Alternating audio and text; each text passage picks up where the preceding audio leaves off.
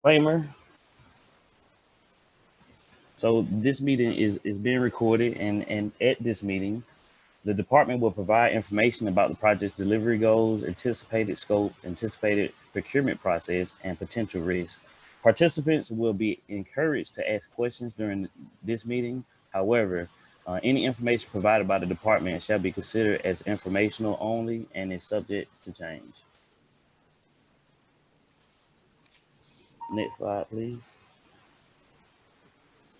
So we will cover in this meeting, of course, State Route 400 Express Lane, an overview for the project. We will discuss the DBE program. We will discuss right-of-way services for the Office of Innovative Delivery. And we also will have open discussion at the end. So at that point, anyone can speak. And right now, I will kick it over to Mr. Phil Copeland to give the overview. Good afternoon, everybody. Thank you for joining us for the industry forum this afternoon. As Xavier mentioned earlier, this is the industry forum for the State Route 400 Express Lanes project, PI number 0001757. And the chat box is open for you to enter questions as the meeting progresses. And at the conclusion of the meeting, the moderator will present the questions to me to answer any questions that you may have put into the chat box throughout the meeting. So feel free to use the chat box throughout the meeting, but we will address them at the conclusion.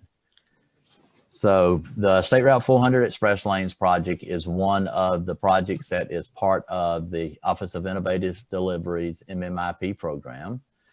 It is about a 16-mile project that runs from approximately the North Springs MARTA station on the southern end up State Route 400 to the McFarland Road Parkway interchange. It is made up of 2 express lanes in each direction from the North Springs MARTA station to the McGinnis Ferry Road interchange. And at that point, it will drop to a 1-lane system in both directions from McGinnis Ferry until the end at McFarland Parkway. The project will also include an express lane transit component where Bus Rapid Transit will be able to utilize the express lanes and any bus transit features that may be incorporated into the project. It will also not preclude the addition of any future stations that may be built along the way to accommodate the Bus Rapid Transit system. The current schedule for the project is for construction the environmental process had begun back in 2017. It has moved through the environmental process. The environmental assessment was approved in 2021, and we have been in the developer procurement over the last several months, with the developer procurement concluding here shortly, with the construction start date in 2022. And then following the construction start date, part of the continuing environmental process will be the noise barrier vote. The slide that you're looking at now has to do with that procurement schedule that I was just mentioning. As you can see, we have made it through the bulk of the procurement exercise, and we're down to the GDOT selection of the best value proposer coming up in August of this year, August of 2021. After the best value proposer is announced, then we will go into commercial close in the 3rd quarter of 2021 and financial close in the 4th quarter of 2021 and continuing over into Q1 of 2022. This project will include the DBE program that the department has in place. So there will be DBE goals that will be set out for anybody providing services on this project, including the right-of-way service providers. The PMC will provide EEO with assistance, and EEO will conduct research to identify the willing and able DBEs that may be out there. Also, part of the DBE program will not only be to use DBE subcontractors and participants in the project, but will also include encouragement to foster and develop a mentoring program as part of the DBE requirements. All right, so next what I'm going to do is talk to you a little bit about the specifics of what the department is looking for in the right-of-way service provider, which is the contract that we will be talking about today, and with the contract that will be posted in the near future. So you can see on this slide, it will talk about the various services that this right-of-way service provider would be expected to provide. So you can see it includes cost estimates, potential of conceptual plan review, performing all the pre-acquisition activities, scheduling, conducting, and participating in status meetings, reviewing right-of-way plans that will be developed for the parcels that will be acquired. Part of that plan revisions and status meetings will also include coordination with the GEC, which will be developing the plans and providing the preliminary engineering services to the right-of-way service provider. You'll also be expected to prepare any offer packages and negotiation packages that are necessary, preparing all the documents for closing. The closings will actually be performed by the SAG that will be assigned to the project, just like it is on a typical GDOT project. You will also be expected to participate in the property management activities as far as completing the property management documents, performing any inspections of the properties, and then assisting the property management demolition contractors in any services that they may need assistance in. Also, there will be relocations along the project with the parcels that you will be assigned. So you will be expected to perform all the relocation activities that include the relocation package prep, benefits determinations, and also actually providing the relocation advisory services and relocation assistance. We will expect detailed record keeping as part of your document management and project reporting.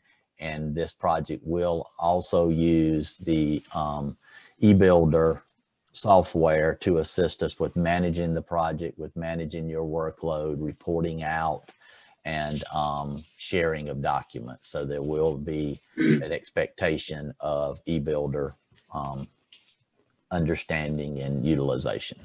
We will provide eBuilder training once the project is awarded. This slide is just a kind of a graphic of what the department views as successful right-of-way service provider team, what we think is important as you are looking at building your team, as you are putting your technical proposals together. It does not mean it's all inclusive. It does not mean that this is particularly what it'll be scored upon. It's just the department's understanding and expectations of what success looks like. So you can see there, we do talk about having an experienced project manager. This project manager will be very, very involved with the project management, the right-of-way acquisition activities themselves, reporting back to the department in its status meetings, and then, of course, ensuring that all the action items that the right-of-way service provider is expected to perform is performed. Again, proactive communication. There will be a high level of expectancy of communication between GDOT, the right-of-way service provider, the GEC, and HNTB as the oversight role. Again, as I mentioned earlier, there will be a DBE expectation and a strong commitment to the success of the DBE program. We do expect schedules to be developed, to be monitored, to be followed, and to be reported out on. So there is a high level of someone developing schedules and following schedules. Again, this is a design build project, so there is an expectations of a strong understanding of the innovative delivery approaches and how to navigate through that approach. qualified key team agents. We'll look at something in a minute that talks about what the necessary right-of-way service providers are, and we do expect that to be a high level of quality team participants. Appropriate team structure. Again, take those key personnel, the project manager, and develop a structure that is geared for success, is clear. Everybody understands their role, not only themselves, but others understand what role they are providing. Again, proven responsiveness. That goes back to the coordination, to the communication. Again, we do expect a high level of responsiveness by the team when GDOT, the GEC, or HNTB needs to have communication. Currently, the project is anticipated to have a total of about 212 parcels. Of those 212 parcels, you can see the graphic on the side indicates that about 160 of those parcels will be what we refer to as state proposed, state acquired parcels. That means that GDOT is responsible for acquiring those approximate 160 parcels and releasing them to the contractor at a contractual committed date, certain date in the future. And we'll talk a little bit about that as we get to the parcel list that we anticipate assigning. The balance of the project, which is the purple there in 52, would be 52 parcels, would be what we refer to as state proposed developer acquired parcels.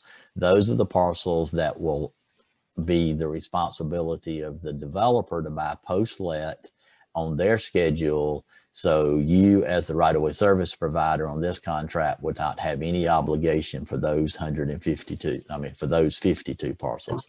Your responsibilities will fall within those 160 that have been identified as state acquired parcels.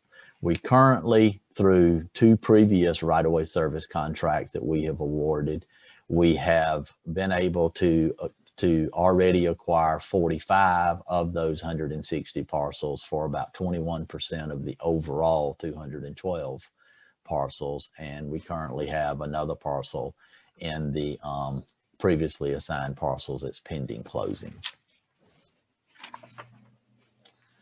This is a little bit more detail of what those 160 parcels look like. Like I said, we have already assigned some of the parcels. So this particular contract will include the balance of those 60 parcels that have been identified as state proposed, state acquired. Those 60 parcels will include residential properties, commercial properties, some office institutional type properties, multifamily properties, single family residential properties. They will also include displacements. Looking at what we anticipate to be these 60 parcels, there are residential, single family residential displacements, a small number of those, but there are some, but there's also a fairly large number of multifamily residential displacements. There's several apartment complexes along the corridor that we are potentially going to be impacting some of the occupied buildings that will require relocation assistance to be provided to those apartment residences. So you can see that there will be 60 parcels that we already know about that will be acquired, but then the balance of the 100 parcels that will be included in this RFP are 40 parcels that the department does not know what they are yet. This is a little different. Any of you all that have participated in other right-of-way service provider procurements, this is a little bit different twist. These 40 parcels are necessary for the project to be built, but we don't know exactly where they fall yet because of the type of construction activities that they will be supporting. The 40 parcels will be parcels that may be necessary for part of the MS4 stormwater management plan that we don't know exactly where those stormwater ponds may fall. So the developer may identify where the department required them to manage per the department's design, they may require them to manage some stormwater management, but we have not provided them a parcel to do so. So they will then be able to ask the department to go out and acquire that particular property. The wayfinding signs, part of the express lane system requirement is to have signs on the arterials approaching the express lane system that identifies and leads people to the access points for the express lanes. So you may have a city or county arterial that a wayfinding sign has to be located somewhere off of the express lane system. Until we know the developer's final design, we don't know exactly where those wayfinding signs may be needed. So there'll be really small, simple acquisitions along some of the arterials that we may have to go out and buy small boxes of right-of-way to accommodate a small sign that there's not sufficient existing right-of-way for it to be located in. Also, part of the signage requirements of the express lane project is informational signs that not only talk about lead you to the express lane system, but also provide you information as far as the time of travel, the time savings, the current rate that may be being charged for use of the express lanes. So again, those are informational signs that someone would need to know before they enter the system. Again, we don't know exactly where the entry points are of the system, so we don't know exactly where those signs may be required. So again, we're providing the developer the flexibility to identify those locations post-let, then provide the plans over to the department for the department to go out and buy those on the department's responsibility for not only providing the acquisition services, but also for paying for the right-of-way cost. So those will come at a later date. So the 60 parcels, we will know immediately following the awarding of this contract. These 40 parcels can come anytime after it goes to the developer in, like I said, Q1 of 2022, up until they are into their final design and final construction. The restriction on the developer is that they have to provide the department a minimum of 24 months to be able to acquire those parcels once they're identified. So you, as the right-of-way service provider, would know that you're going to potentially get these 40 parcels. You don't know what they are yet, but once they're given to you, you would have 24 months to go out and complete the pre-acquisition activities and the acquisition activities. So that's a little bit different than we've done on any of our other MMIP projects that some of you all may have participated in. So that's your two buckets. It's a bucket of 60 that we know of now and a bucket of 40 that we will potentially know of in the future for the total of 100. Again, it may not be 40. They may be able to fit the majority of those in existing drainage areas, in existing right-of-ways, and we may not have the 40, but we are setting it up for a potential of 40 parcels. As I mentioned earlier, there are displacements involved in those 60 parcels that we're talking about assigning to you. They're residential, primarily residential. I don't know of any commercial displacements at this time, but there could be, depending on whether we're able to mitigate some of the impacts through cost to cures. So keep in mind, you will be expected to perform relocation activities on all types of properties if needed. The anticipated time is 18 to 24 months. I'll talk about that a little bit more when we get to another slide. But again, that 30 months is out there, not necessarily for only those 60 parcels, but mainly to accommodate those 40 parcels that the developer may identify. So your services will be needed up to potentially 30 months and possibly even more, but we anticipate it to be about 30 months. GDOT will evaluate your proposals based on price and technical proposals, so it'll be a best value. So there will be a component in the RFP that will include pricing, but there will be a component in the RFP that you will have to present a technical approach, which will include not only your team structure, but also your approach to how you will tackle the task at hand. Again, as we mentioned earlier, there will be DBE goals and expectations in the RFP. The conflict of interest. We expect you as a potential interested party to get familiar with the department's conflict of interest policies, read the design build manual if you have any questions, and then present any questions that you may have to the department concerning any conflict of interest that may exist.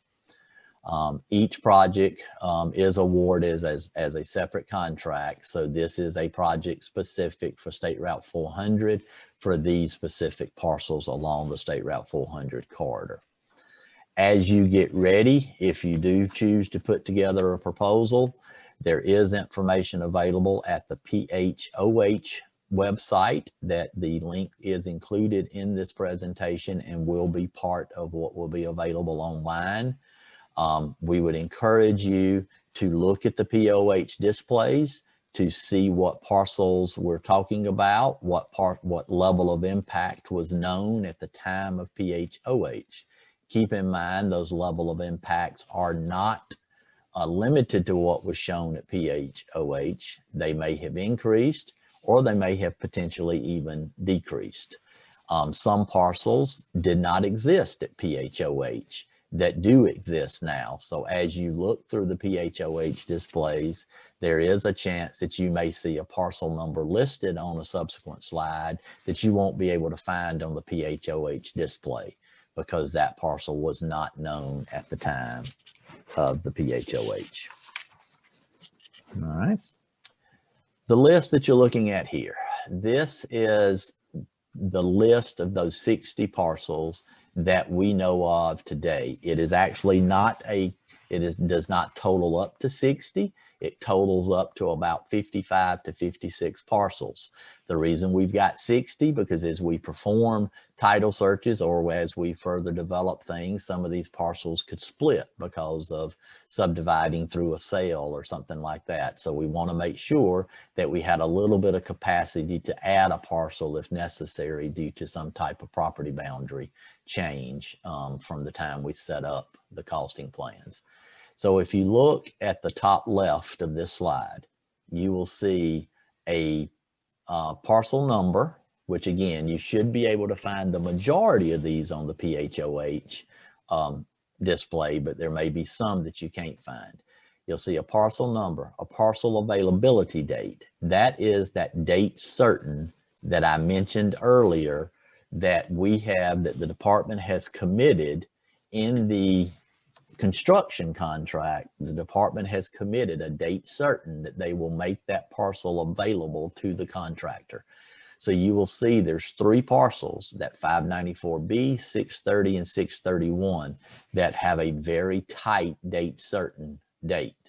So by October of 2022, we have to have that parcel, those 3 parcels bought and acquired and cleared if necessary for the developer. So as you're developing your technical proposal, keep in mind, you will have a quick delivery on those 3 parcels. Then there are other parcels there, 469B through 594A, that have a contractual date certain of December of 2022. So just within a couple of months, we have another series of approximately 9 parcels that we are contractually bound to turn over to the developer. So what that is saying to you as the potential right-of-way service provider is you've got 12 parcels between the time this is awarded in September until October and December of next year to advance through the pre-acquisition phase and the acquisition phase. So be sure you develop your schedules, develop your resources, and have everybody available to be able to commit those contractual requirements of the department. The next set of, I'm sorry, slide back one if you don't mind. Thank you. The next series of parcels, that 520 through 517B, that is a state proposed, state acquired parcel that has a December of 2023 commitment date, but they are what we call design contingent. Those are parcels that have high likelihood that if a developer was to choose to implement and develop some creativity, innovation in their design, this right-of-way may not be necessary. So what we have done is we have allowed them a window of opportunity post-award, post that Q1 of 2022. We have provided them a small window of opportunity for them to tell us and confirm that these parcels are needed and the department should move forward with acquiring them. And those have a December of 2023. So again, those 43 parcels, we will begin working on them late this fall, starting to scope them out, line them up for pre-acquisition activities, and possibly even performing some of the pre-acquisition activities while we anticipate the developer telling us they are or are not needed. We will tread lightly as we do that because we don't want to get too far into it and then have to stop the process for not only financial reasons, but for also for property owner disruption reasons. So those are a little bit different than we've done again on other projects, just like that bucket of 40 is a little bit different. We know these parcels, we know the level of impact, but we will wait on the developer to confirm that his design will require the property as needed.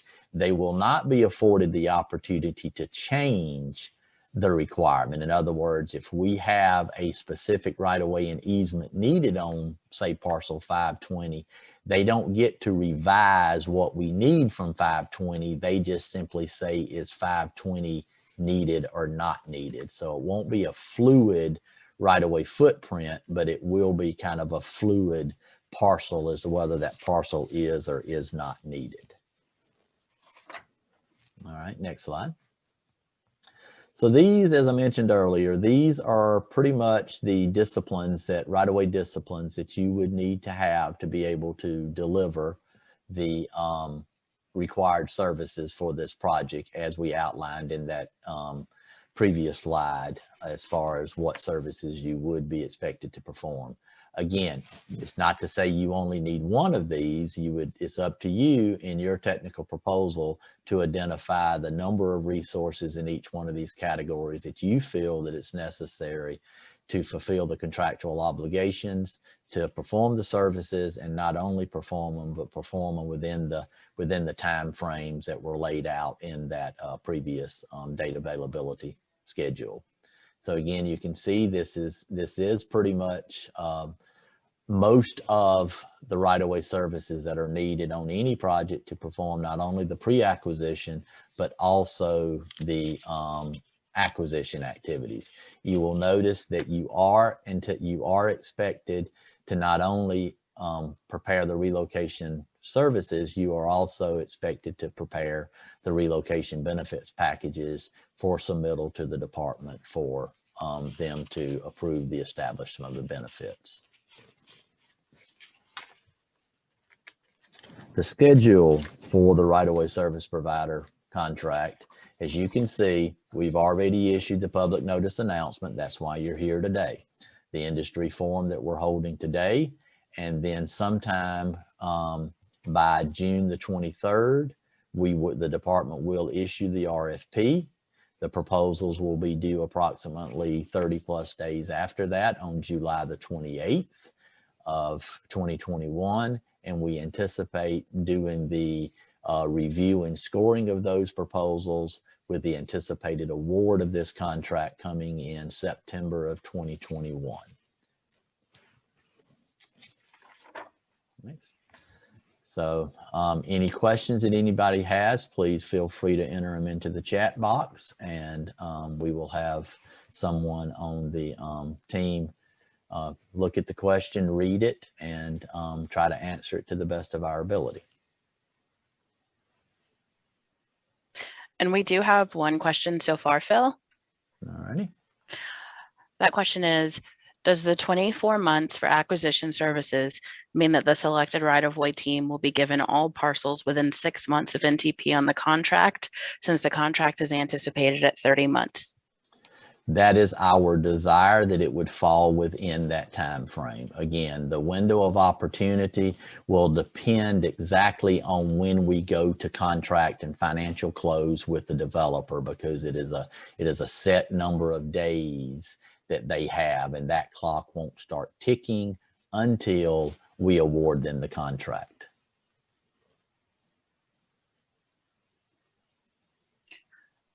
Another question we got: are we going to have access to this presentation after today? Yes, you will. This presentation will be posted and will be available online. We will make sure that all the registered participants are aware of when it's posted and where its location is.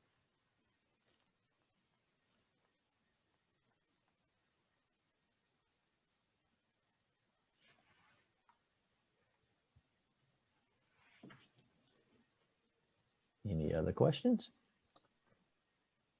So far, just those two. All right.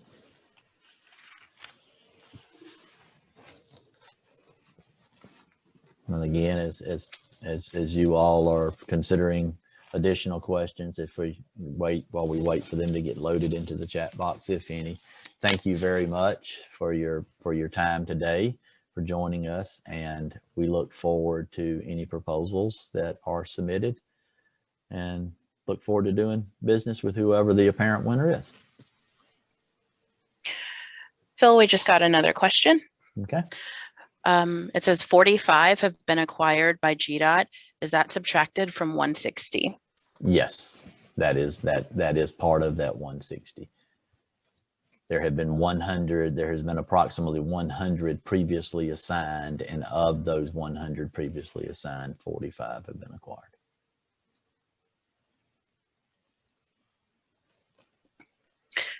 We have another question. The 43 parcels the developer gets to review, is that part of the 60 parcels? No, that is part of the 100 that will be included in this contract, but it is not part of the 60 that were included on that table that we went over. That is the 60. That is the approximately 60, and those 40 are not part of that.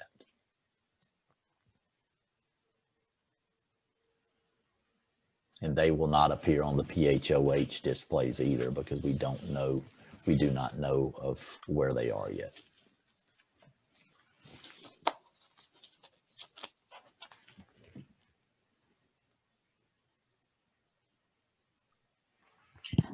And another question, what are the agent requirements? It will be up to you as the proposer to tell us what the agent requirements, their skill sets and the quantities. Again, you're just expected to have negotiation through close agents at the 10.4 for right-of-way classification.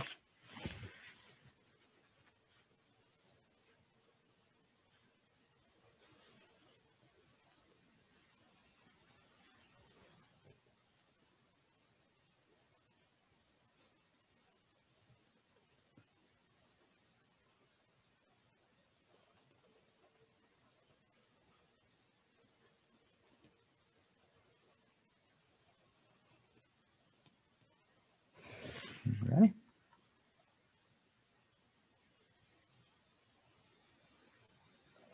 Any more questions?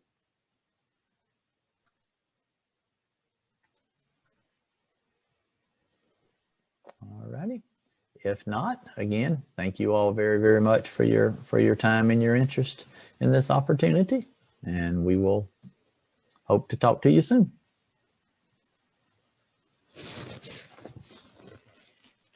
Thank you.